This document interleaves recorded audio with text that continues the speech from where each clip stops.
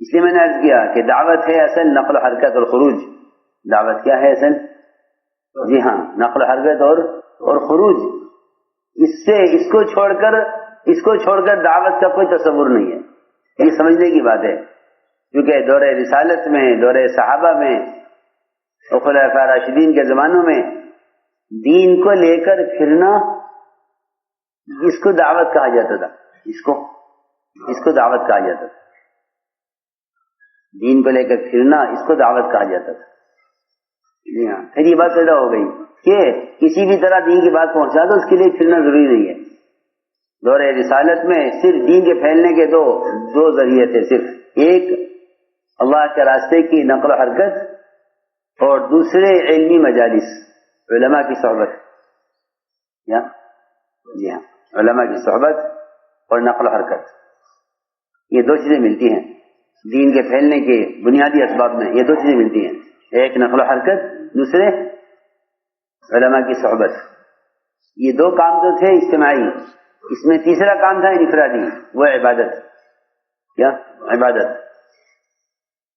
حضرت فرمایا کرتے تھے کہ اگر یہ تین کام دنیا میں نہ ہوتے، پہلا کام اللہ کے راستے میں پھرنا، دوسرا کام کثرت عبادت، اور تیسرا کام علم کے حلقے، علماء کی مجالس. اگر دنیا میں یہ تین کام نہ ہوتے، میں دنیا میں رہنا پسند نہ کرتا. دنیا میں رہنا پسند نہ کرتا. دنیا میں رہنا تین کاموں کے لیے: دعوت، عبادت، تعلیم. یہ خلاصہ ہے. حضرت عمر کی بات بہت اونچی بات تھی، کیونکہ وہ اس امت کے ملہم کہلاتے ہیں.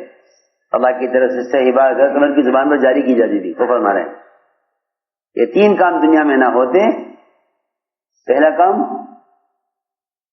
اللہ کے راستے میں پھرنا. یہ الفاظ ہیں روایت کے، اس راستے میں پھرنا. اگر پھرنا نہ ہوتا تو میں دنیا میں رہنا پسند نہ کرتا. آج کے لوگ کہتے ہیں یہ بھی کوئی کام ہے پھرنا. یہ پھرنا مستقل کام ہے. کیوں؟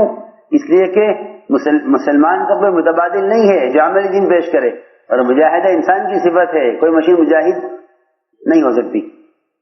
ہاں، یہ تو ماننا پڑے گا کہ دعوت کا کوئی ذریعہ نہیں ہے سوائے مسلمان کے، اور کوئی ذریعہ نہیں. دور صحابہ میں کتابیں بھی نہیں تھیں کہ ان کے ذریعے دعوت دی جائے. قرآن بھی بعد میں جمع کیا گیا. قرآن بھی بعد میں جمع کیا گیا. آپ کے زمانے میں قرآن جمع نہیں تھا. ہڈیوں پر لکھا ہوا، چمڑوں پر لکھا ہوا، اکثر قرآن لکھا ہوا ہی نہیں تھا. لوگوں کے دلوں میں تھا، سینوں میں. جی ہاں، کوئی آیت کوئی جانتا ہے، کوئی آیت کوئی جانتا ہے. اس طرح قرآن بکھرا ہوا تھا. یہ قرآن تو جمع نہیں تھا، لیکن اسلام عملی طور پر قائم تھا، کیونکہ تحریری اسلام نہیں تھا. اسلام تحریری نہیں تھا بلکہ عملی اسلام تھا، کہ جس چیز کا حکم آتا تھا اس چیز کی عملی دعوت کو لے کر صحابہ پھرتے تھے. اسلام کا تعارف صحابہ کے عمل سے ہوتا تھا. مشاہدے کا دین تھا، مطالعے کا دین نہیں تھا. مطالعے کا دین زمانے میں ہے تو مطالعے کا دین کتابوں میں ہے. مشاہدے کا دین کہ مسلمان کا اپنا عمل ہے. مسلمان کا اپنا عمل ہی مشاہدے کا دین ہے. کتابوں کا دین کہ مطالعے کا دین ہے. مشاہدے کا دین مومن کا عمل ہے.